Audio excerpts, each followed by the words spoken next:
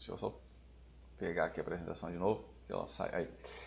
Então a gente vê que existem sim condições para o acidente acontecer fora do local de trabalho, e isso pode ser um exemplo desse tipo de uma viagem para o exterior.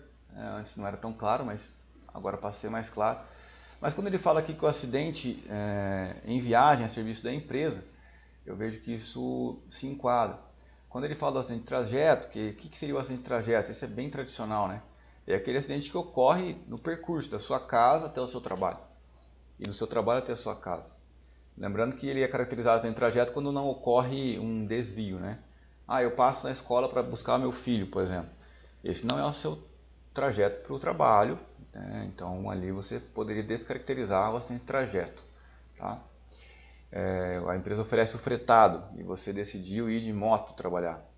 Novamente vai abrir uma discussão ali, né? Mas é ou não é? Eu não vou nem afirmar aqui nada, porque novamente é interpretativo, né?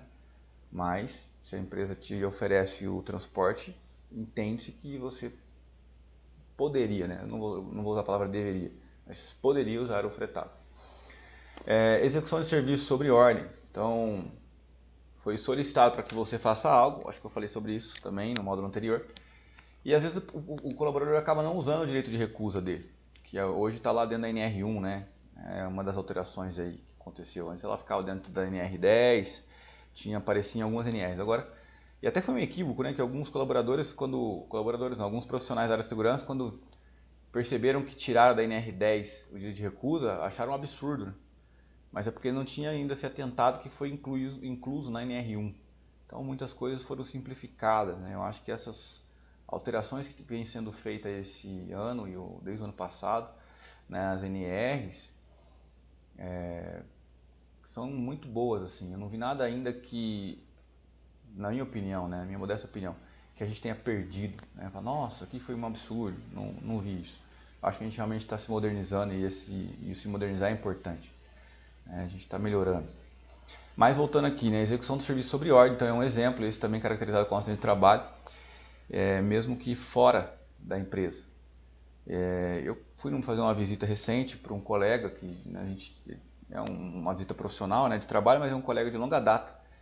E ele é diretor de operações de uma empresa grande, uma empresa farmacêutica, que com certeza vocês conhecem, mas não vou comentar o nome da empresa aqui. Mas o fato é que é o seguinte, ele é diretor operacional e o dono da empresa, embora seja uma empresa muito grande, mas é uma empresa nacional, e ele tem fazendas, e algumas dessas fazendas a indústria fica lá dentro. E teve um dia que ele comentando comigo, falando da esposa dele, falou assim, nossa, a fulana me ligou e eu estava trocando uma lâmpada, porque o seu fulano tinha me pedido, né? E como ele pediu e era uma sexta-feira à tarde, ele falou, deixa que eu já vou lá e troco, só trocar uma lâmpada, não vou pedir para ninguém, já é sexta-feira esse horário, é um cara que chegou na posição que chegou, vindo da área operacional, né? Então para ele não tinha problema fazer isso. E quando ele falou para a esposa dele achou um absurdo aqui. Falou assim, como que você, um diretor, está trocando lâmpada? Não estou entendendo. Ele falou, eu estou trocando aqui que é simples, já resolve logo e eu já estou indo para casa. E aquilo me marcou, achei engraçado, né, por vários motivos. Hein? Eu sempre faço uma avaliação comportamental, né, achei massa o comportamento dele, de não ver problema nisso. Mas o que me chamou a atenção aqui porque é o serviço sobre ordem. Eu tenho certeza absoluta que na descrição de cargo de um diretor não consta trocas de lâmpada, mas alguém pediu para ele fazer. Então se ele se acidenta ali naquele momento, talvez um trabalho em altura, né, que não deveria nem estar sendo feito sozinho, eu entendi que ele fez sozinho. Então tem algumas melhorias que poderiam ser feitas ali, né, alguns desvios. Mas é um serviço sobre ordem. Não era o que você está fazendo, mas meu superior pediu para que eu fizesse. Mas você poderia ter delegado para alguém. Eu poderia, mas eu decidi não delegar. E aí? Então esse serviço sobre ordem também é caracterizado como acidente de trabalho.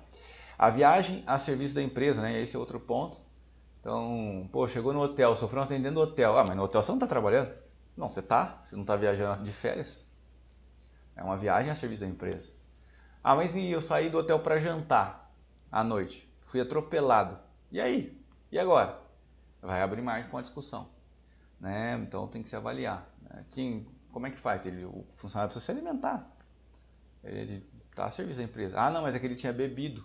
tu consumiu bebida alcoólica e a ocorrência foi após a janta. E agora?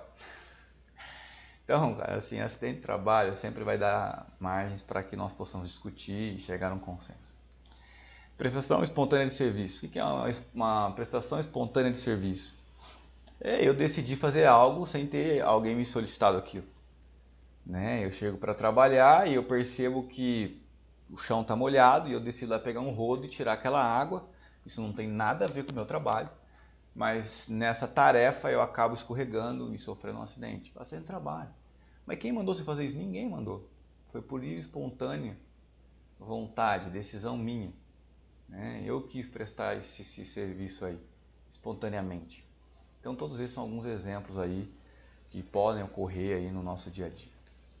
Também são considerados acidentes do trabalho as doenças adquiridas ou desencadeadas em função das condições especiais em que é realizado o trabalho e que se relacionem diretamente com a função. Aí ele deu o exemplo aqui, né? Surdez, tendinites.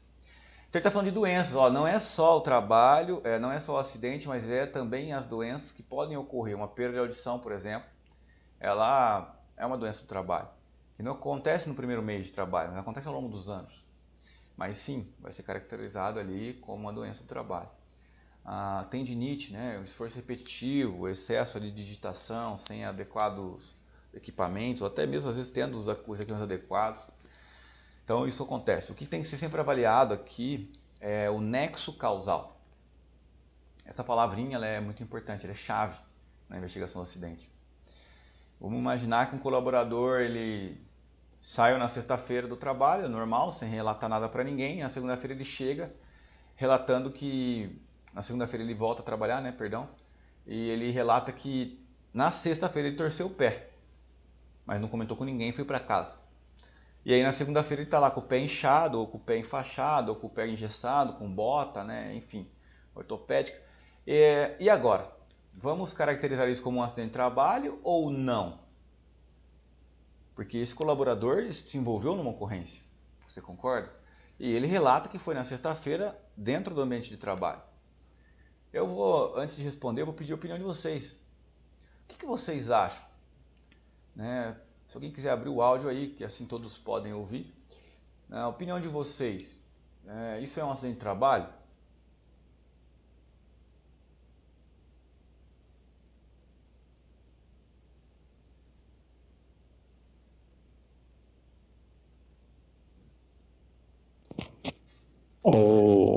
Neilon, a princípio, sim, acidente de trabalho, porque o funcionário está relatando que foi dentro do trabalho.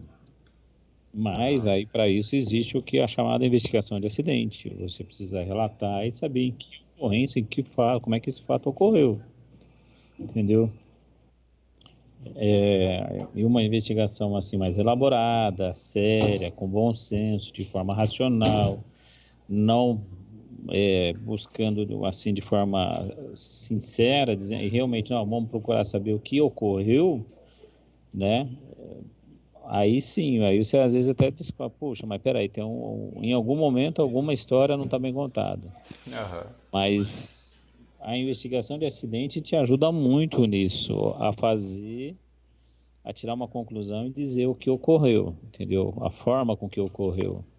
Perfeito. Entendeu? Eu já peguei situação assim, o funcionário alegava que era na empresa, né? A gente abriu comunicação de acidente de trabalho, mas em off alguém me chamou de canto, né? No outro dia disse, Marcião, esse cara aí tava pulando carnaval no domingo, lá na rua, lá no carnaval de rua no domingo.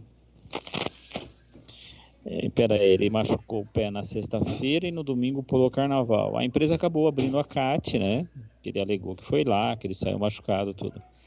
Mas ele fez um X na testa dele, né? Ele ficou em evidência, porque isso eu sou obrigado a relatar, né?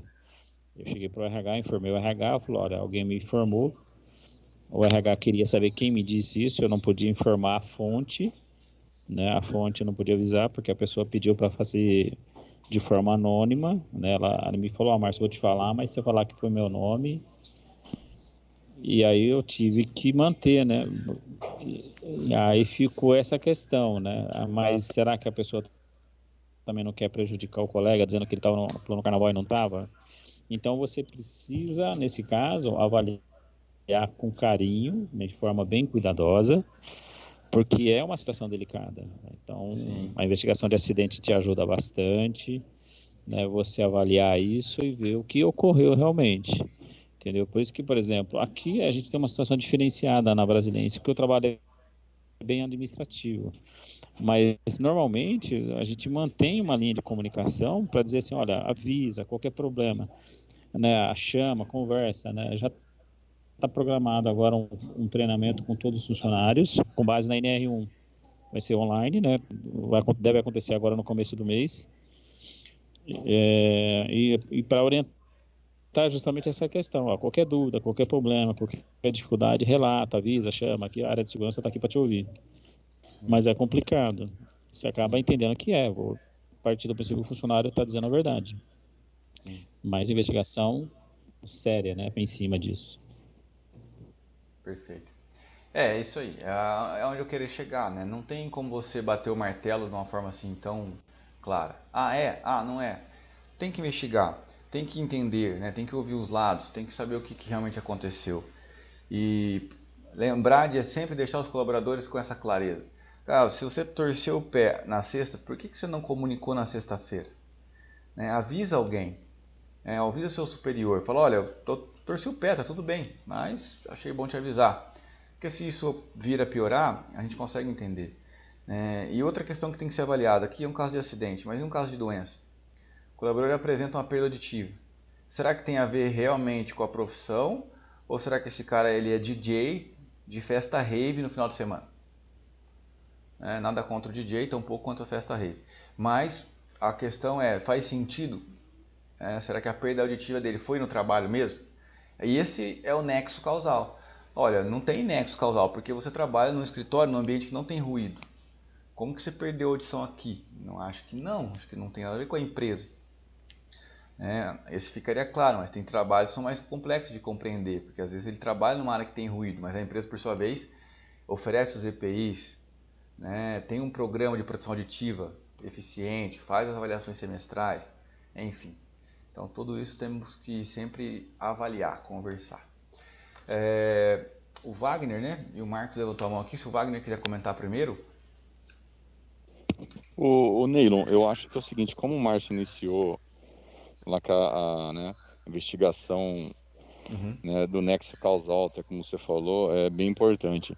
A gente teve um exemplo aqui de um colaborador que ele passou mal, um problema estomacal, né? Só que esse problema, a pessoa veio relatar na segunda-feira, só que aí você faz, né, puxa histórico, o cara já estava, né, algum tempo com esse problema estomacal, mas nem foi daqui da empresa. Tem um outro exemplo também que você falou aí, por que você não comentou na sexta-feira? No outro CNPJ nosso, teve uma pessoa que trabalhava na área de doca, ela caiu da doca, ela teve só escoriação leve, e na segunda-feira ela comunicou essa queda da doca. Nossa. Então, assim, aí a gente tem que fazer investigação para saber. Aí, através do nosso monitoramento, de evidência de câmera, a gente realmente constatou que teve, né, que ele caiu da doca. Aí ficou fácil para entender e para confirmar que realmente teve, né, esse nexo causal, né, que você falou. Sim. Mas se não tivesse a auditoria de imagem, a gente não conseguiria pegar. Eu acho que nesse caso que você falou, o seu exemplo, acho que envolvendo a área médica, eu acho que a gente teria uns parâmetros mais, né, exatos, né, porque o médico do trabalho, não sei, conseguiria avaliar se realmente, né, a lesão, quanto tempo tem aquela lesão, acho que teria um conhecimento de causa melhor, né. Com certeza. Eu acho que reunir as pessoas, né, a área de saúde, a área de segurança, o RH, e realmente falar, pô, será que foi mesmo, né? E na maioria das vezes, você conversando com o colaborador, você consegue ter essa informação, né? Às vezes no primeiro momento ele não abre, mas conforme você vai conversando ali, o cara relata, né? Eu já fiz muita investigação nesse acidente, o cara jurava de pé junto que ele estava com os EPIs. Aí, conforme você vai conversando ali, você fala, pô, mas não faz sentido você ter queimado o rosto se você tivesse com a facial, né? Será que você não tirou por algum momento, né? Então, é que na verdade, pronto, aí você já começa a ficar mais claro as coisas, né? Mas sempre com essa visão, né? A gente não tá ali para achar o culpado, A gente tem que sempre olhar, sempre fazer aquela questão dos 5 porquês, né? Por que ele estava sem máscara? Mas por que ele tirou essa máscara, né? Você ir mais a fundo. E até que você descubra realmente a causa raiz do acidente. Eu trabalhei em muitas empresas e algumas delas, a regrinha que nós tínhamos era assim, ó, a investigação de acidente ela vai se dar por concluída quando nós encontrarmos uma causa raiz que não tem a ver diretamente com o colaborador. Porque não dá para toda vez, ele estava sem EPI, por quê? Porque ele não quis usar. Isso não é uma boa investigação de acidente. Isso é uma investigação de acidente simplista e que não vai resolver. Né? Ele estava sem EPI porque ele não sabia usar, ele estava sem EPI porque ele não foi bem orientado, ele estava sem EPI porque não tinha ninguém fazendo uma PR para ele estava sem EPI porque ninguém cobrando isso dele, estava sem EPI porque aí a gente tem que ir a fundo. Né? Então, os 5 porquês é uma ferramenta que ajuda bastante a encontrar respostas. Né? É isso aí. Marcos, Vinícius, manda ver, Marcos. Bom dia, estão me ouvindo bem? Tudo bem, só que o seu áudio está bem baixinho, não sei se está longe do microfone. Melhorou agora? Pouco, mas dá para te ouvir. Vamos lá, na verdade eu só queria fazer um comentário de como é tão complexo esse tema acidente de trabalho, né? Uhum. E como o Márcio falou aí, depende muito da honestidade do funcionário também, né? Olhando pelo lado da empresa, dá para perceber aí com todas as informações já mencionadas até agora, que muito vale também da honestidade do seu funcionário. Tem muitos funcionários também que nem foi falado, né? Pulou carnaval e depois foi falar que foi acidente de trabalho. Sim. Ou então o DJ que vai na noite, tem um problema de audição e chega lá e fala que é um acidente de trabalho. A gente percebe, pelo menos no meu ponto de vista aí, que a CIPA, ela faz muito proteger o funcionário. Mas é um tema tão complexo porque a gente também vai deparar com a honestidade de uma pessoa, né, de um ser humano. Então, uma opinião minha, só um relato. É muito complicado falar sobre acidente de trabalho e toda essa segurança no trabalho, né? Sim. Não, mas eu concordo com você. Eu acho que, pelo menos o seu ponto de vista está alinhado com o meu. Acho que eu sempre falo isso, né? É simples, mas não é fácil, entendeu? Porque como é que você vai dizer que a pessoa não está falando a verdade? Em contrapartida, como é que você acredita de forma absoluta, né? Não, é isso mesmo, tenho certeza. Vai ser sempre incógnita isso e a gente vai tendo que investigar. O caminho é esse, conversar, investigar, até que a gente possa chegar num consenso. Realmente, o rapaz se acidentou. E buscar alternativa, né, que nem o Wagner falou, né, pensar, né, falar, não, peraí, tem a câmera, vamos olhar a câmera, tem testemunha, né? Então é legal. Tá aparecendo para mim aqui os 2 Márcios com a mão levantada, não sei se alguém queria começar. Não, só uma observação interessante, né, completando o que o Marcos disse assim, existe uma coisa que chama fator pessoal de segurança, né? Às vezes o cara chega na empresa, ele está preocupado com o filho doente, carnê da Casa Bahia que está vencendo, uma pressão por trabalho, enfim, uma série de situações em que leva ele, muitas vezes, não reconhecer o risco ou desprezar o risco. Então, muitas vezes tem esse fator pessoal, né? Então, você precisa avaliar isso também. Será que ele não tem algum problema fora daqui que fez com que ele se expusesse, se expusesse ao risco de acidente e não seguiu uma norma, né? Sim. Por que ele desprezou esse risco? Foi porque ele quis, né? Ou porque existe um fator além disso, né? Então, é complicado mesmo, a gente avalia. Então, e nessa questão do funcionário maldoso, né, a gente não nasceu técnico de segurança, eu não nasci técnico de segurança, eu trabalhei em várias coisas antes. Né? E às vezes você acaba vendo que muitas vezes tem funcionário que é figurinha carimbada, né? Aquele cara que sempre está dando novidade, sempre está dando problema, né? E se esse cara começa a aparecer com esse tipo de conduta, você vai com mais cautela ainda, né? Com muito cuidado, né? Para já não chegar a fazer juízo de valor. Falar, não, esse cara é culpado e foi ele que fez. Não, nunca você faz isso. Acidente não é para procurar culpado. A investigação de acidente não procura-se culpado. Procura-se a causa para que ela não ocorra de novo. Entendeu?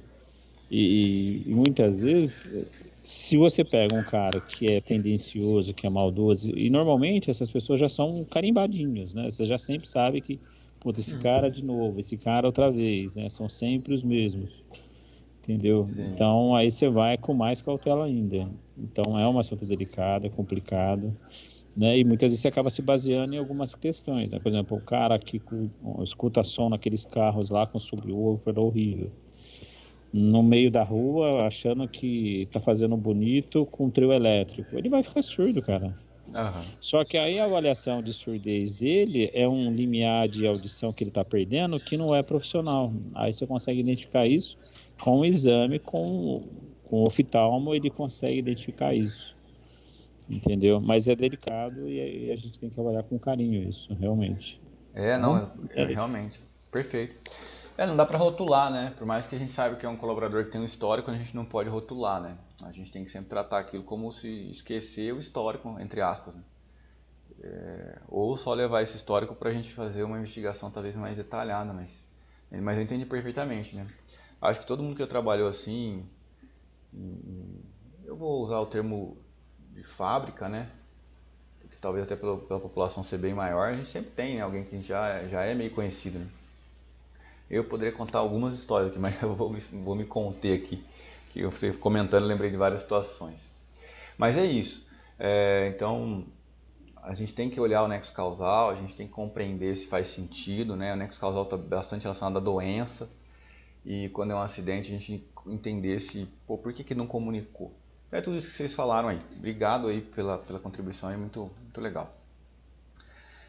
Ainda falando sobre doença profissional, né, entende-se por doença profissional aquela inerente ou peculiar a determinado ramo da atividade, dispensando a comprovação do anexo causal.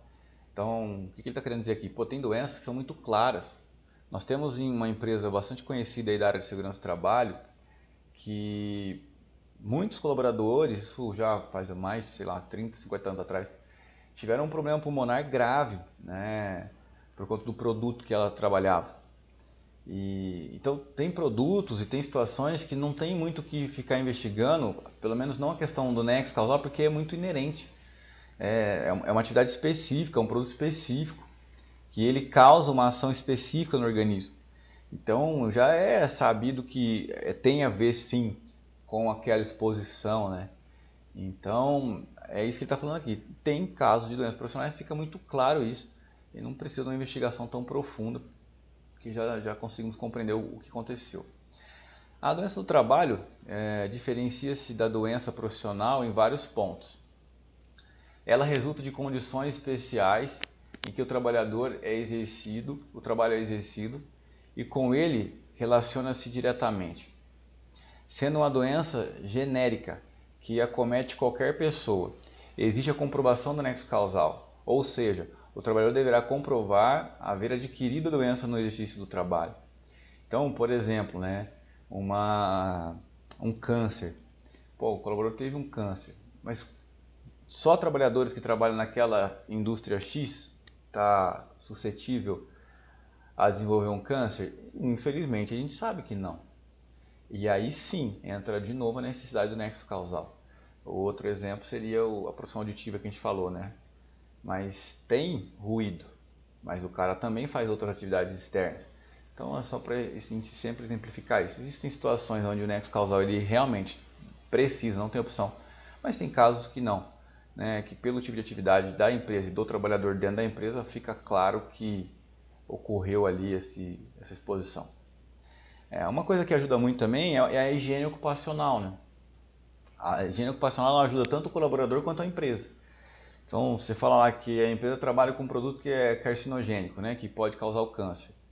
Mas ela tem análises de higiene ocupacional anuais, às vezes até semestrais, que demonstram que a concentração lá no ambiente de trabalho está muito abaixo do nível de ação. Então, embora tenha o produto, não existe a exposição do colaborador. E aí o colaborador desenvolve um câncer, mas a empresa tem evidência, fala assim, olha, eu entendo, mas não tem a ver com a atividade dele aqui, porque nós controlamos, nós fazemos avaliação. E tem outras maneiras, né, de controlar isso, inclusive a questão biológica, né? Então quando você faz o exame periódico, tem alguns tipos de exposição que você pega no hemograma, por exemplo. Eu já vi casos de empresas que falaram, está tendo exposição a tal produto, porque olha como é que está o exame de sangue desse colaborador. Ele não era para esses índices aqui estarem tão altos assim. Então ali também é uma outra evidência, por isso que é tão importante os exames, né?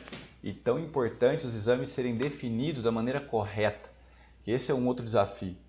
A gente pega, eu vou falar algo aqui que, tem muitas empresas que trabalham com a questão do PCMSO, que é o Programa de Controle Médico de Saúde Ocupacional, que às vezes ela te dá o documento. Fala assim, quanto que você vai me cobrar pelo PCMSO? Nada, vou te dar. E aí a empresa olha e fala assim, que legal, olha que bom essa empresa. Só que sabe onde ela ganha o dinheiro? No exame. Aí ela vai lá e faz um PCMSO, onde ela coloca uma quantidade de exame surreal. Eu já tive um caso de perícia, que o próprio perito olhou o PCMSO e falou, esse PCMSO aqui está errado? Porque que esse colaborador faz raio-x do tórax e coluna de 6 em 6 meses? Perdão. Por que ele faz raio-x do tórax de 6 em 6 meses? Tem sentido isso? Ele está tendo uma exposição à radiação, não tem necessidade. E esse perito era médico, então ele sabia do que ele estava falando. Ali a gente já falou, peraí, mas vamos perguntar então para a empresa. Por que você está mandando o meu funcionário fazer exame, o raio-x 6 em 6 meses? Não, é porque tem que ser, né, controlar. Não é que tem que controlar, né? Desculpa, mas o fato é que essa empresa ela ganha com isso. Então até nisso nós temos que ter atenção.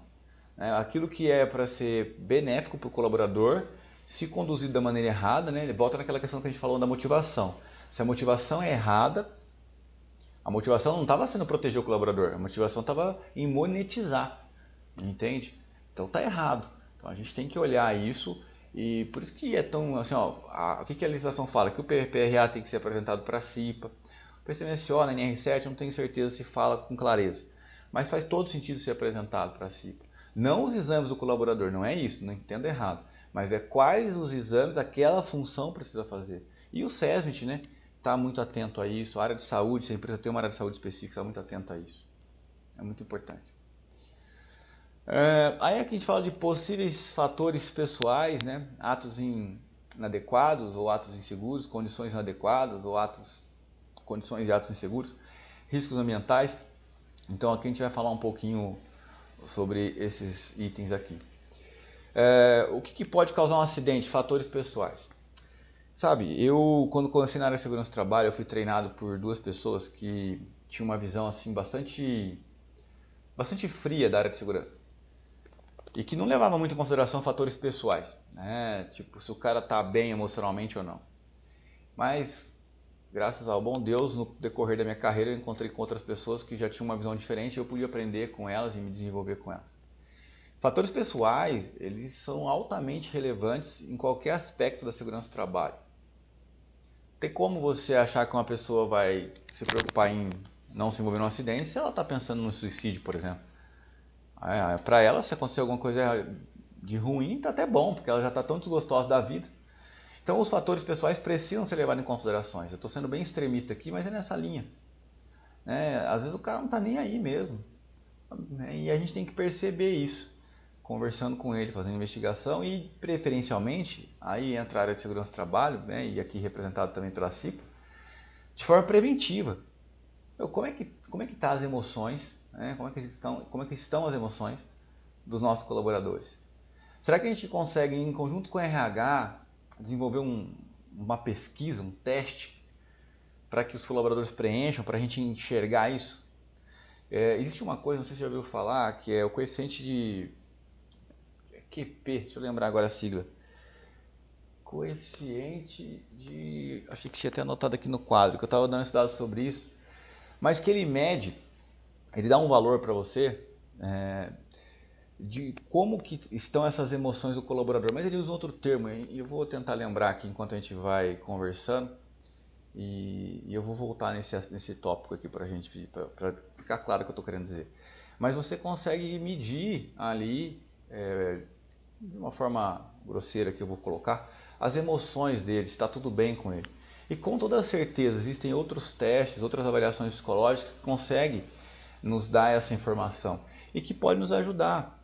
De repente a gente está investindo muito em treinamento das NRs e está deixando de investir em treinamentos que vão trabalhar a emoção, né? Que vai trabalhar a inteligência emocional, que vai motivar, que vai ativar, né, o colaborador.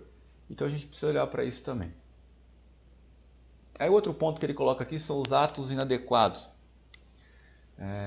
Então atos inadequados são esses atos que o colaborador às vezes comete que foge do nosso procedimento, né? E tem o procedimento, ele tem conhecimento, mas ele acaba decidindo fazer de uma outra maneira. Por que ele fez assim? Aí a gente também tem que conversar, investigar, né? Mas são atos inseguros, né? Ou atos inadequados, que o colaborador decidiu tomar.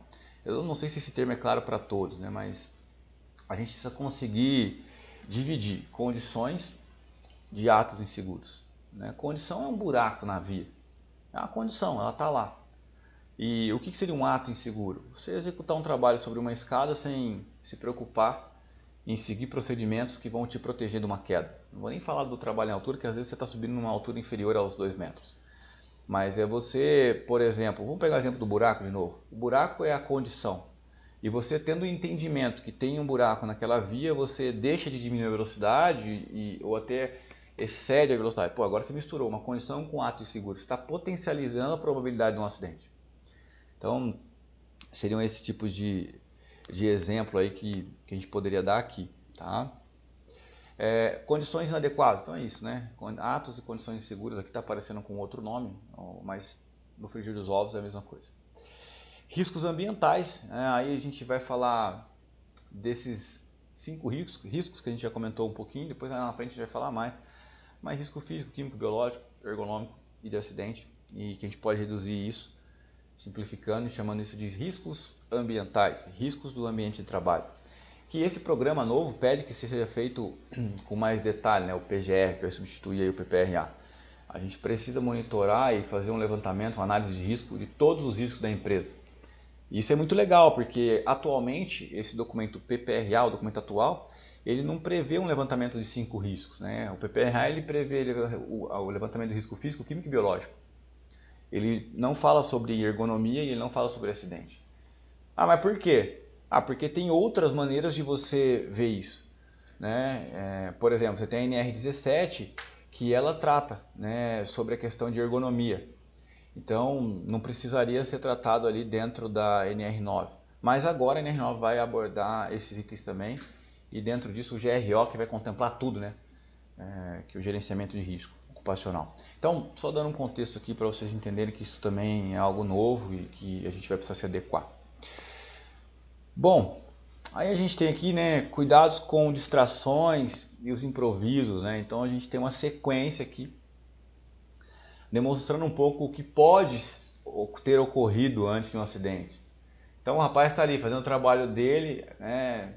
Mas ele lembra ali, nossa, tem a escola para pagar, tem o PVA, tem o aluguel, tem dívida, né? Aí no 2, ele vai lá limpar a máquina, mas daí ele está pensando no futebol, né, para descontrair, né? E ele não percebe lá que a máquina, né, veio só uma plaquinha lá falando que tem manutenção, daí ele fala, eu mesmo vou resolver isso aqui. E aí ele liga lá a extensão, vai no disjuntor, toma um choque e acaba se envolvendo num acidente. Então o que a gente vê aqui? Que esses fatores que ocorrem externo ao local de trabalho, eles vão influenciar. E não tem como ser diferente. Eu sempre falo isso, não existe 2 profissionais. Não existe o profissional que está trabalhando e o profissional que fica em casa. É a mesma pessoa. Eu ouvi isso muitos anos na minha vida. A gente tem que saber separar as coisas.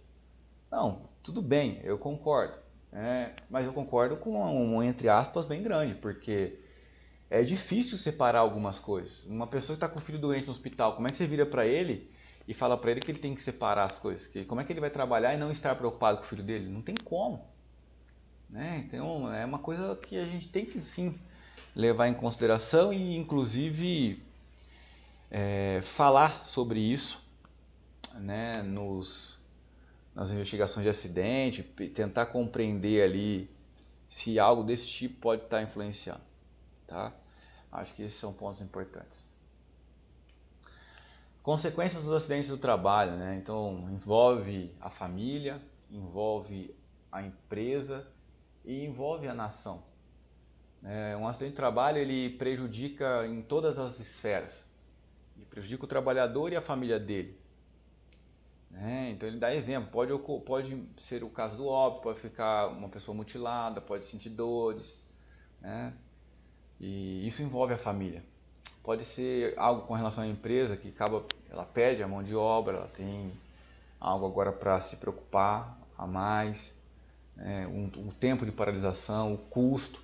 Então o acidente ele é ruim para todo mundo, entende? E aí a nação, eu falei um pouco sobre isso ontem, Por que o nosso custo de INSS é tão elevado? Será que é simplesmente porque tem muitas pessoas aposentadas ou também influencia o número de pessoas que se aposentaram por uma doença do trabalho, por um acidente do trabalho? Então tudo isso a gente tem que levar em consideração. Qual que é o objetivo da investigação do acidente? Descobrir as circunstâncias em que realmente ocorreu o acidente. Saber a verdade, o fato. Focar em fatos. A investigação de acidentes precisa focar em fatos, e não em achismo. Aí eu acho que... Não, o que você acha é legal, mas o que foi o fato? Quais são as nossas evidências do ocorrido? E não ficar pensando no que você acha e etc. Aproveitar a experiência de um acidente em favor de prevenção de futuros casos semelhantes. Proporcionar melhoria. O acidente tem que ter plano de ação.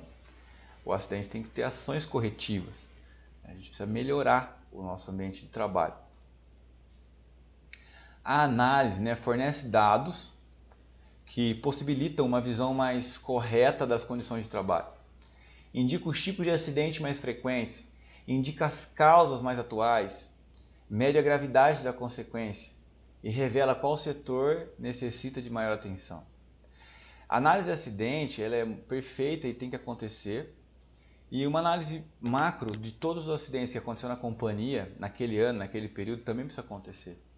Nós precisamos saber onde nós vamos colocar a nossa energia, aonde nós vamos colocar o nosso foco. Se a gente tem muitos acidentes acontecendo de trânsito, a gente precisa colocar nosso foco nisso. Eu trabalhei numa empresa que a cada 3 anos nós tínhamos um óbito.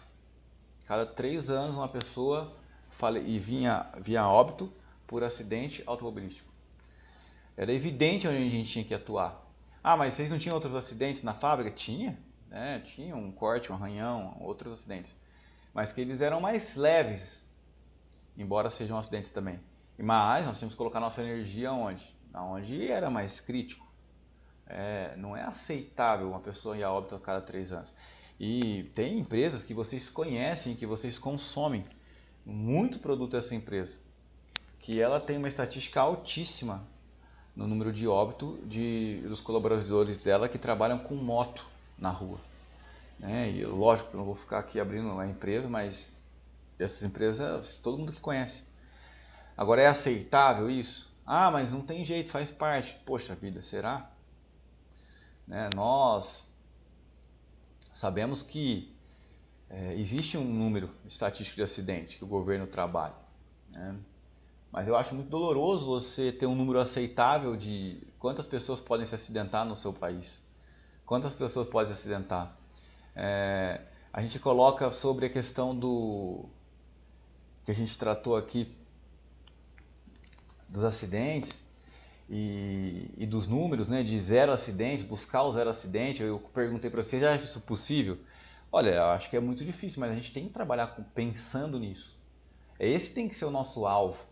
Essa tem que ser aonde a gente quer chegar. Eu quero sim passar 1 ano sem ter nenhum acidente. Eu quero sim passar 2 anos sem ter nenhum acidente. Eu quero sim passar 5 anos sem ter nenhum acidente com afastamento, nenhum acidente grave. Mas sem maquiar. Isso é uma coisa que eu não sei se na empresa de vocês tem isso. Se tiver, me perdoa, é simplesmente o meu ponto de vista.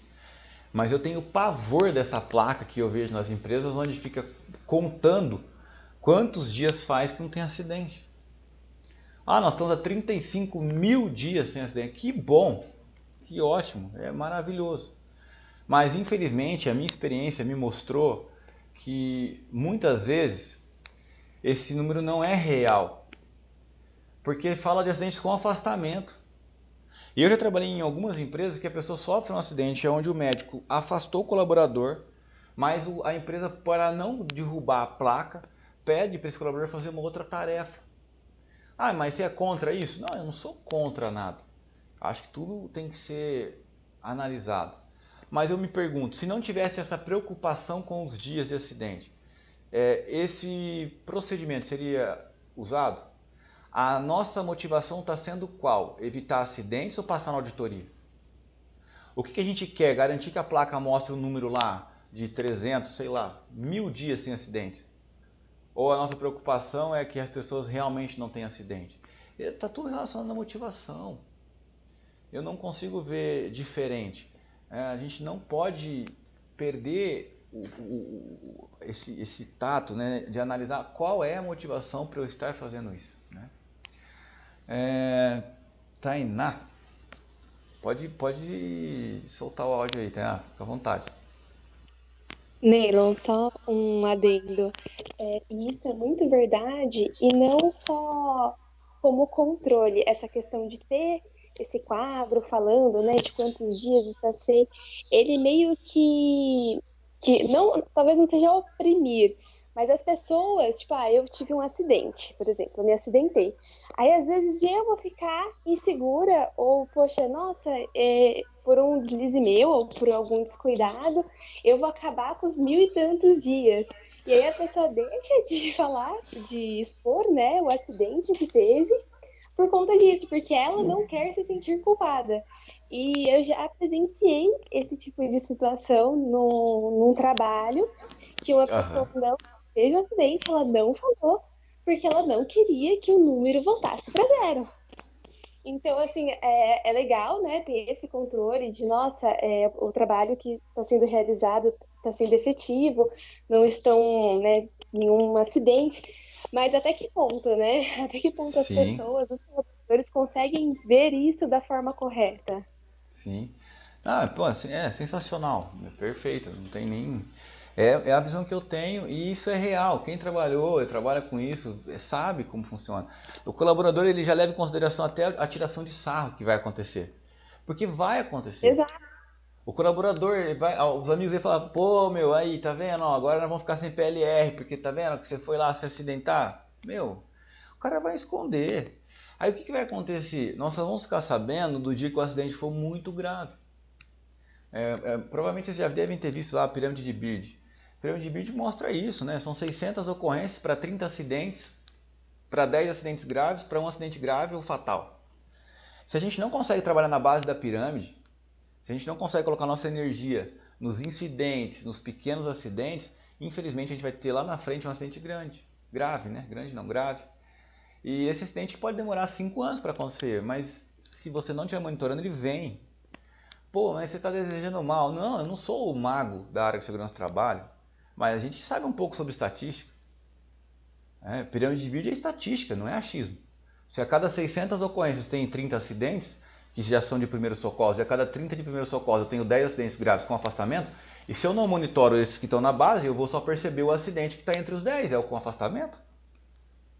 E que muitas vezes a gente está percebendo, mas está administrando ele, para que ele não seja tratado com afastamento. Aí a gente vai agravando o nosso cenário. Daqui a pouco vai acontecer o quê? Um acidente com lesão permanente ou um óbito. Aí agora, o que eu faço? Agora é tarde demais. A gente trabalha na prevenção. Então a gente tem que observar. O nosso trabalho é um trabalho de prevenção. O nosso trabalho é um trabalho social, inclusive. Quando a gente está falando de segurança do trabalho, é muito amplo. A gente tem que levar a mensagem realmente, e quando a gente compreende que estamos num nível de maturidade naquela empresa, que isso é real para todo mundo, deixou de ser regra, né? Mas é o valor, a coisa funciona naturalmente. Os números de acidentes começam a cair naturalmente, porque a coisa flui, ela acontece. O natural, ele nunca vai ser superado. Agora, quando você faz no automático, né, nesse ritmo hipnótico, tô preenchendo checklist porque tem que fazer. Todo mês tem que fazer checklist, então preenche checklist. Tô fazendo a liberação de trabalho em altura porque tem que fazer, mas nem sabe o que está escrito. Eu trabalhei numa empresa que eu era responsável por 9 profissionais. E a gente tinha bastante gente em campo, assim. Aí eu tô lá conversando com a galera um dia, daí eu peguei o bloco de liberação de um dos técnicos e falei, deixa eu ver.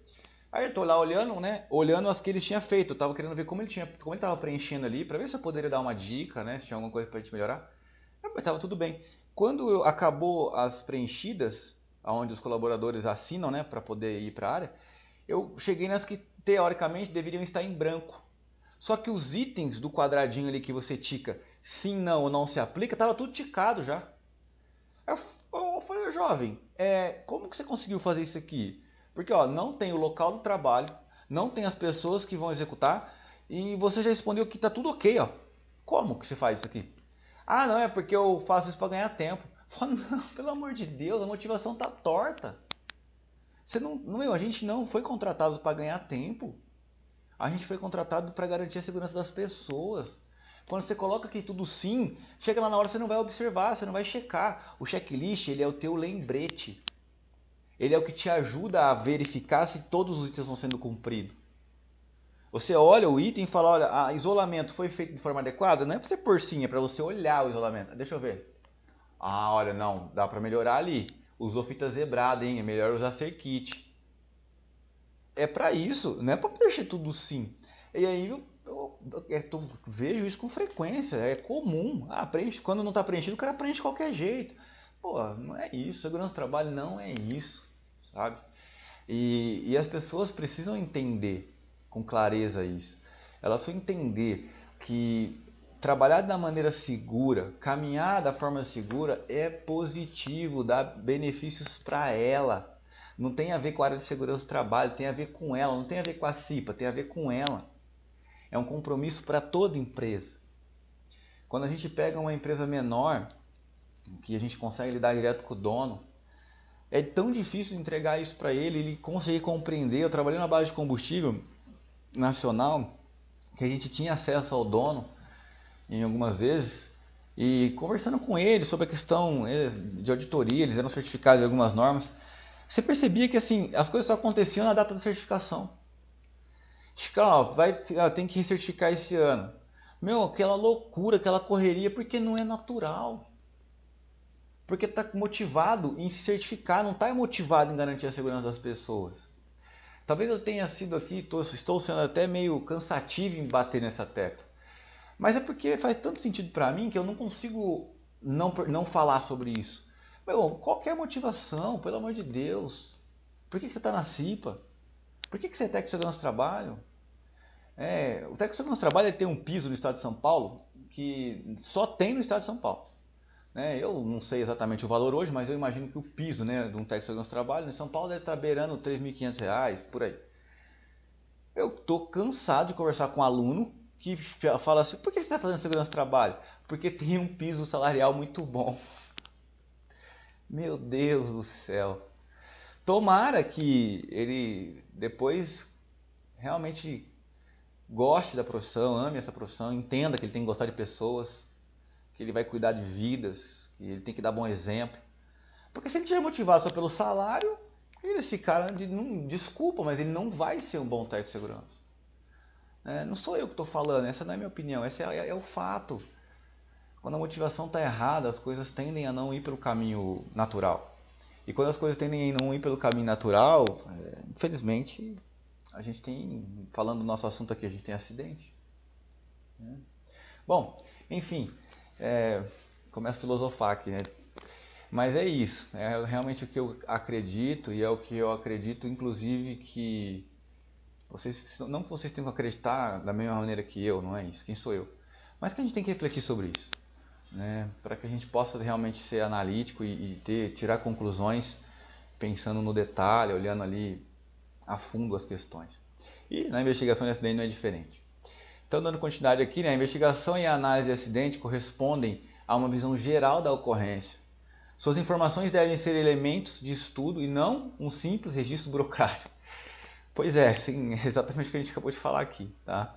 Então não é para fazer a investigação de acidente só para fazer, porque tem que ter. O procedimento fala que tem que investigar, então investiga, coloca qualquer coisa aí e bota na gaveta. Não, a gente investiga, falamos isso várias vezes, com o intuito de melhorar. A prática prevencionista, então investigar e analisar todos os acidentes, apurar as causas, estudar os fatos e propor medidas corretivas e preventivas. O plano de ação de uma investigação de acidente, ele provavelmente vai ter que ter esses 2 itens, pelo menos. O que é uma ação corretiva e o que é uma ação preventiva? Tem coisas que você tem que atuar rápido. Ó, o cara caiu no buraco lá, rapidamente a gente tem que ir lá e tampar o buraco. Ah, mas não dá para tampar. Então, rapidamente a gente tem que ir lá e isolar. Bloquear, se possível, esse local. Colocar um tapume para que ninguém chegue mais próximo desse buraco. E depois a gente vai lá de forma mais preventiva e vai melhorar. E aí já vamos olhar se não tem outros buracos que possa vir a surgir como esse, né? Eu vou comentando com vocês, eu vou lembrando das coisas. Trabalhei em uma outra empresa que a gente tinha bastante acidente com o pessoal torcendo o pé no horário de almoço. E era uma empresa que tinha uma área verde, né? Essa empresa existe, uma área verde muito grande. E de vira e mexe acontecia. O pessoal na hora do almoço estava caminhando lá pela área verde e tal, para dar uma relaxada, e torcia o pé numa raiz, às vezes de salto, sempre acontecia alguma coisa assim. E nós levávamos isso para a reunião mensal de segurança do trabalho, e um dia o diretor industrial olhou e falou assim: ó, o negócio é o seguinte, eu estou vendo um monte de acidente aqui, não é o primeiro, não é o segundo, não é o terceiro, isso já acontece, outros anos já aconteceu, de gente se machucando aqui na hora do almoço, com o pé torcido aí. Eu não aceito mais. Ou vocês da segurança tomam uma atitude e resolvem isso, ou na obra do final do ano eu vou mandar concretar tudo. Não vai ter negócio de área verde mais aqui não. O pessoal gosta, tem os banquinhos lá, é legal, mas não tem como. A gente não tem acidente na produção, a gente tem acidente do pessoal caminhando, não posso aceitar isso. Não tem como que eu explico isso lá fora. Então, vocês vejam o que vocês vão fazer aí. Eu fiquei com vergonha. Fiquei com vergonha porque assim, a gente teria que ter tomado uma atitude muito antes dele falar aquilo. A gente talvez, olhando para outras coisas que a gente julgava mais importante, não estava prestando atenção naquilo. Ah, mas é só uma torção de pé, tranquilo, nem dá afastamento. Tá. Mas não, a gente tinha que ter colocado energia, porque a gente vai esperar o dia que der o afastamento. E aí depois disso a gente foi tomando algumas medidas. Né? A gente falou, ó, vamos definir áreas que pode caminhar. Né? Vamos soltar comunicados, vamos alertar o pessoal, vamos educar o nosso pessoal. Vamos falar que, ó, você que está de salto, boa, você veio trabalhar de salto, você trabalha na área administrativa, é legal, tal. Mas vamos definir um salto máximo. Eu lembro que a gente, isso foi uma das ações. Ó, não pode passar de X centímetros, não lembro quanto que era. No começo o pessoal ficou bravo, né? O pessoal que trabalhava no comercial. Pô, mas como é que eu venho trabalhar? Eu vou pro cliente, não posso vir de salto? Como é que é? Você pode, mas você só não pode entrar na fábrica, tem que deixar no seu carro, não sei. Não é porque a gente quer, porque está tendo várias ocorrências, entende? Então a gente foi tentando melhorar. Então, investigação de acidente é para isso, né? De forma preventiva, e muitas vezes acaba tendo que ter a correção, lógico, porque é mais pontual. Formação de grupo, né? Então, o próprio acidentado, quando possível, né? Se ele não estiver hospitalizado, membros da CIPA, segurança do trabalho, chefe imediato e alguém do setor. Isso aqui não é uma regra, tá, senhores? Isso aqui é um caminho, uma diretriz. Mas você pode ter outras pessoas participando aqui, que você julga que faz sentido, ou talvez alguém do RH, talvez alguém da área de saúde. O fato é que não dá para investigar acidente sozinho. Tá? Essa coisa de deixar o técnico de segurança do trabalho fazer a investigação de acidente não é legal. Não é? Ele não tem que fazer sozinho, ele tem que participar. Mas ele precisa da contribuição de outras pessoas. As pessoas têm que estar envolvidas ali. E é por isso por isso não, né? Mas por esse motivo também que o acidente custa caro. Você tem que parar um gerente. Você tem que parar um outro colaborador que estava no momento ali que viu o trabalho. Então faz muito mais sentido prevenir do que ficar fazendo investigação de acidente. Esse realmente é o nosso trabalho, preventivo. Investigação e análise de acidentes, a gente aqui tem as fases, né? Então levantamento dos fatos, ordenação dos fatos, implementação de medidas preventivas, priorizar e acompanhar a implantação das medidas propostas. Então aqui é uma trajetória aí, um exemplo, um caminho de fluxograma para a investigação do acidente. Só pode ser esse? Claro que não. Você pode usar o da sua empresa, você pode desenvolver um. Nós temos muita mania às vezes de querer as coisas prontas. Eu tenho visto um monte de profissional aí de segurança do trabalho pedindo o modelo do PGR, porque ano que vem é PGR, então eles já querem o modelo. Não tem modelo, querido. Cada empresa é uma empresa. tem que desenvolver o teu, para a tua empresa. Né? Você pode até usar um modelo de matriz de risco, mas você tem que desenvolver o seu documento. Você vai, inclusive, aprender com isso. E aqui, às vezes, é isso. Ah, mas a gente já tem o nosso modelo. Ué, vamos revisar então, ué. Vamos olhar, vamos ver se está legal, se tem coisas aqui que a gente pode melhorar. A gente não tem como, né, achar que um dia vai estar perfeito, né? Eu bato sempre nessa tecla também. Segurança do trabalho tem sempre o dia que começou a caminhada, mas ela não tem chegado. Se você não falar sobre segurança diariamente, se possível, com seus colaboradores, se você não pregar segurança do trabalho com constância dentro do ambiente de trabalho, os acidentes voltam a acontecer. Não vai chegar o dia que não precisa falar mais. Esse dia não existe. É igual você falar assim, vai chegar o dia que não vai precisar mais fazer campanha do trânsito. Não existe esse dia. Os acidentes podem diminuir, mas se um dia eles chegarem a zerar e você parar de falar sobre isso, eles vão voltar a acontecer. Porque o ser humano é assim. É a nossa natureza. A gente tem que estar sempre lembrando daquilo. É assim na nossa vida. Quantas vezes a gente tem que parar para refletir que nossa vida ela é uma vida excelente e que a gente está reclamando de maneira desnecessária. Ou talvez aconteça só comigo, mas eu já tive que, falei para vocês, né, sobre, aliás, estou confundindo aqui, quando eu fiz a live, falei isso na live, eu já tive situação na minha vida que eu falei, eu não quero mais dar treinamento, eu cansei, segurança do trabalho já, faz muitos anos que eu faço isso, mas de repente eu baixei um download, foi uma coisa na minha cara, falou, cara, o que você está falando? Segurança do trabalho é a sua vida, você gosta disso. Você pode estar hoje, não está tão legal, sei lá, está pensando em outras coisas, mas o trabalho que você faz é importante. Você tem a oportunidade de falar de segurança para as pessoas. Se eu falar de segurança do trabalho a minha vida inteira e eu conseguir garantir que uma pessoa, uma só, não se envolva num acidente grave, toda a minha proposta, toda a minha carreira, todo o meu propósito já fez sentido. Uma só. E eu acredito que eu vou conseguir influenciar muitas pessoas. Eu tenho convicção disso. Porque nós plantamos sementes. Quando a gente fala de segurança do trabalho para as pessoas, nós estamos plantando uma semente. E se essa semente cair numa terra fértil, ela vai dar bons frutos. Que bons frutos são esses? Essa pessoa vai falar de segurança na casa dela. Essa pessoa vai falar de segurança do trabalho para a família dela. Talvez não com o nome segurança do trabalho, mas ela vai levar a mensagem. E aí a gente tem uma sociedade mais segura. E aí a gente começa a melhorar. Então, eu tenho muitas evidências disso quando eu olho para trás e vejo onde a gente está hoje, até falando do nosso país em si. Tem muito tempo, morre mais de 3.500 pessoas todo ano de acidente de trabalho. Não sei se você sabia desse número.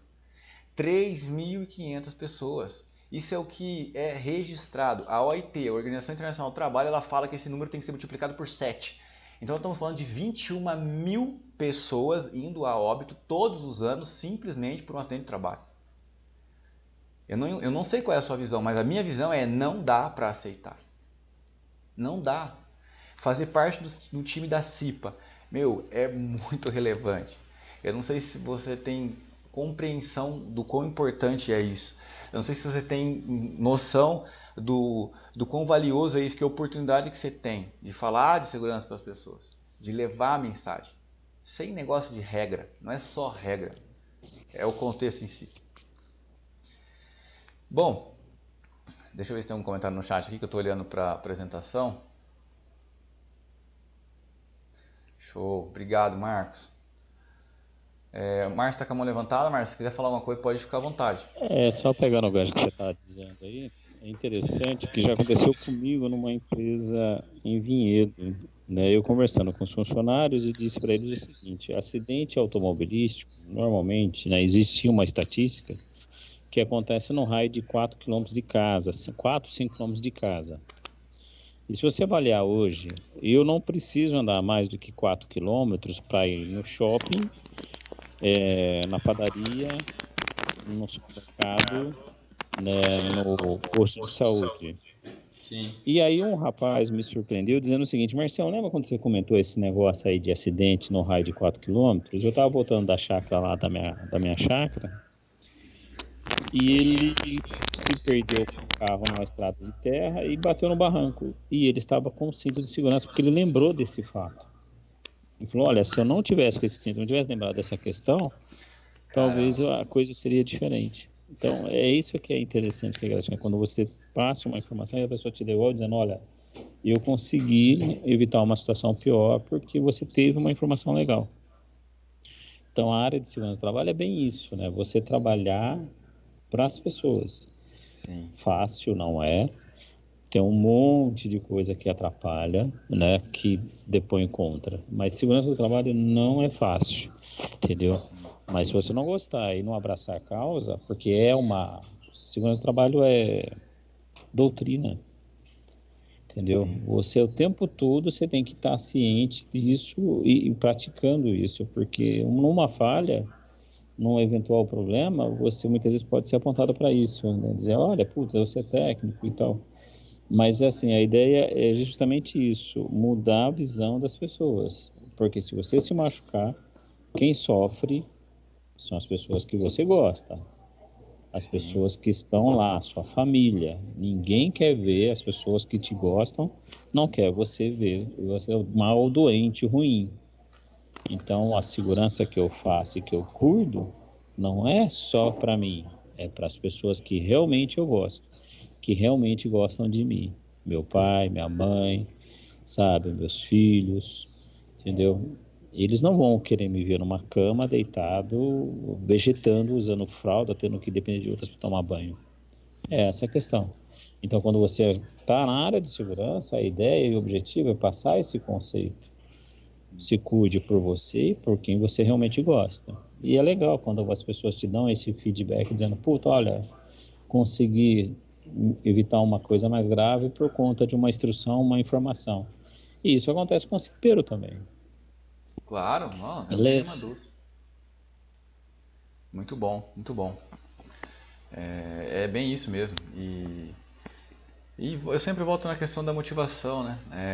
Nós que fazemos parte da área de segurança do trabalho, e eu estou incluindo a CIPA nisso, com toda certeza, é um propósito que a gente escolhe. Falar, esse aqui, o meu propósito é fazer que as pessoas entendam o que é segurança. Porque as pessoas, de fato, elas não entendem ainda muito bem. Talvez aqui a gente está num grupo mais maduro, né? A gente percebe pelos comentários, é diferente. Mas não é assim o tempo todo. A gente que cada dia está numa empresa, a gente chega em empresas que o cara, meu Deus do céu, na cabeça dele o técnico de segurança é um xerife. Ele não gosta desse assunto. Quando você fala pro gerente, pro cara da operação, fala, vamos reunir o pessoal aí para trocar uma ideia, fala, mas pô, você vai perder tempo. Não, você não está perdendo, você está investindo, pelo amor de Deus. Que visão que é essa? Mas hoje eu consigo compreender que não é culpa dele.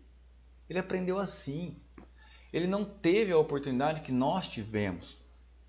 Ele não tem, ele acha que isso aqui é bobeira, entendeu? Tá bom, eu respeito.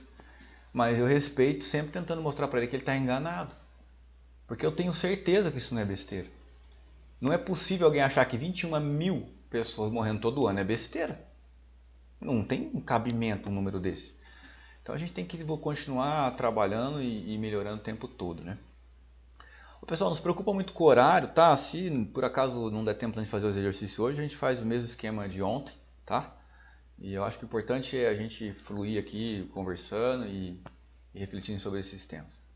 Então, praticando a investigação e análise de acidente, né? Então, o que, por quê, quando, onde e como, né? Então, falando um pouco sobre aí dos 5 porquês, né? Que a gente precisa colocar em prática.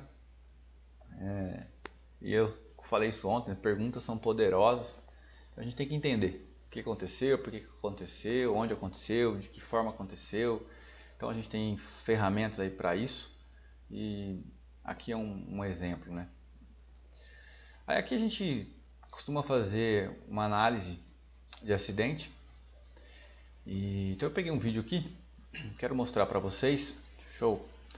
Vou ver como eu faço para ele aparecer aqui para vocês. Esse vídeo não tem som mesmo, tá? Então não vai sair o áudio. Só me fala, por gentileza, se está aparecendo uma empilhadeira aí para vocês ou se eu tenho que mudar a tela aqui. Aliás, eu vou mudar que eu já tirei sem querer. Pronto. Agora apareceu ou não? Sim, agora está aparecendo. Show, obrigado.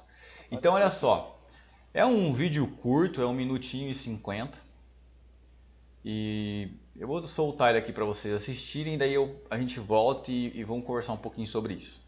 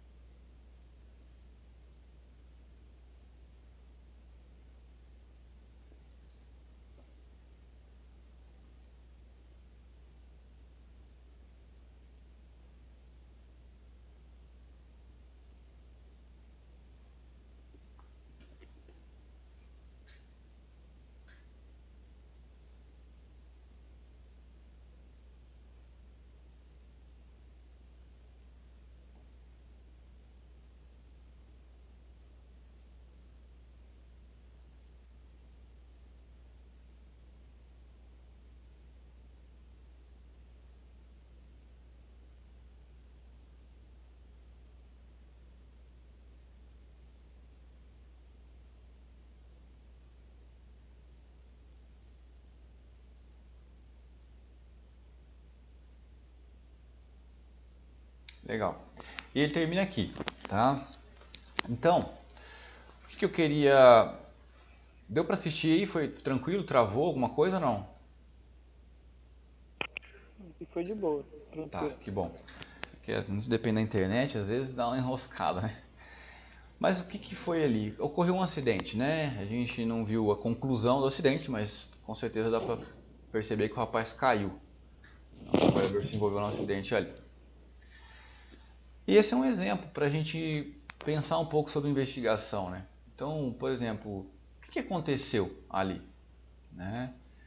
Por que esse colaborador caiu, quando ele caiu, né? E depois lá na frente a gente pensar o que a gente poderia ter feito para que isso não acontecesse. Eu gosto de investigar acidentes sempre dividindo em 3 pontos assim: causa direta, fator contribuinte, causa raiz. O que é uma causa direta? É aquilo que aconteceu ali que você percebe de imediato. Se eu perguntar para vocês assim, ó, por que esse colaborador caiu? O que provavelmente eles vão me responder? Porque ele pisou fora da prancha, porque ele pisou fora do mezanino, porque ele pisou na madeira da própria... que estava sendo içado ali pela empilhadeira. Eu ia falar pallet, mas na verdade não é pallet. Sim, concordo. A gente consegue ver aqui na imagem. Por que ele caiu? Porque ele pisou onde ele não deveria. Tá. Essa é uma causa direta. O que é um fator que contribuiu para essa ocorrência? Olha, o fator que contribuiu aí, por exemplo, é o empilhadeirista estar usando uma tábua muito grande, né? Se ele tivesse usando uma madeira aqui, ou um pallet, por exemplo, talvez o colaborador não teria caído. Mas tem outros fatores contribuintes? Claro, tem um monte deles aí. Tem um monte. Nylon? Oi?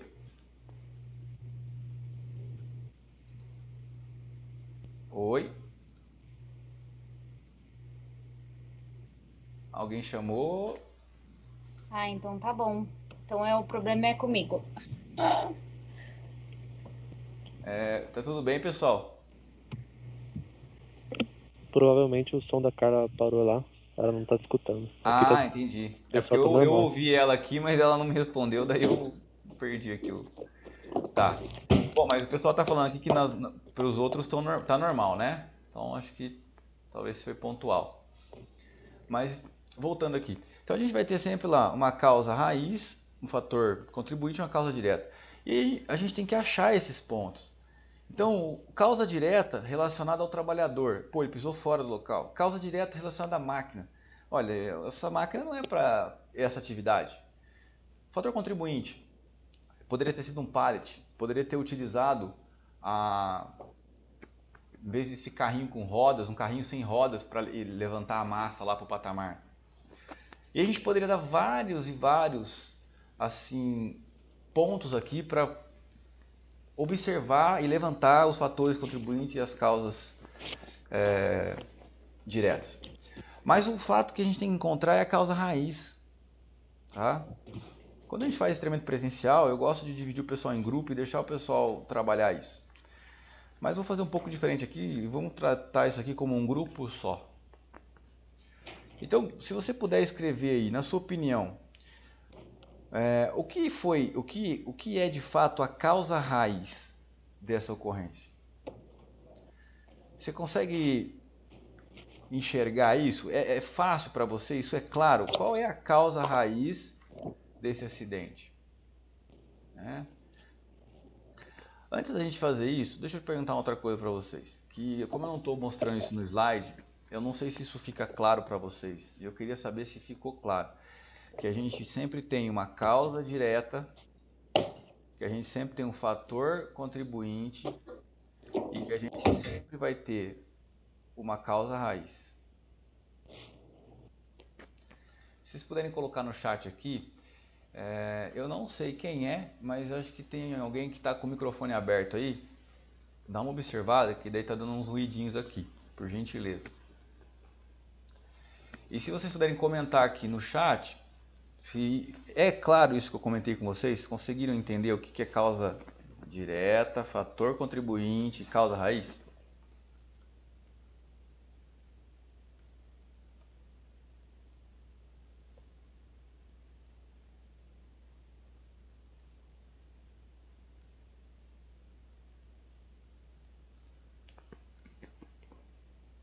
Estão comigo aí? Vocês estão bem? Ou travou, será, aqui pra mim? Sim, obrigado, Gustavo. Obrigado. Sim, Matheus, beleza, cara. Pode ser, mano, por favor, tá? Se não entendeu, se não tá claro, me fala, porque a gente volta nisso, não tem problema nenhum, tá bom?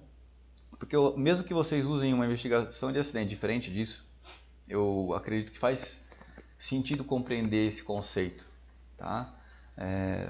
Vai ajudar você na investigação. Primeiro o que eu tenho que procurar? Eu procuro causa direta. Ou mesmo para você conseguir entender, falar, não, mas esse ponto que eu achei aqui não é a causa raiz. Porque geralmente a causa raiz, ela te oferece algo muito poderoso. Quando você trabalha a causa raiz, você não vai ter novos acidentes, por aquele mesmo motivo, pelo menos. Eu sempre gosto de falar isso, né? Falo isso pro pessoal que está começando, né? Falo, cara, não se preocupe em errar. Só não erra na mesma coisa. Não tem problema você errar. Eu já errei tantas vezes na minha vida, eu erro todo dia, na verdade. Mas eu procuro não errar na mesma coisa, né? Às vezes acontece também, óbvio. Mas eu procuro não errar na mesma coisa. E quando a gente tem um acidente, já pensou você reportar o acidente para sua matriz e depois você tem um acidente igual àquele? Como é que você explica isso? Você não fez seu trabalho. Desculpa a honestidade, mas não fez. Então a gente tem que ter uma atenção muito grande aqui. Nós investigamos acidente para que esse acidente não ocorra de novo. Porque a nossa motivação tem que ser não ter mais acidentes. Principalmente como esse, tá?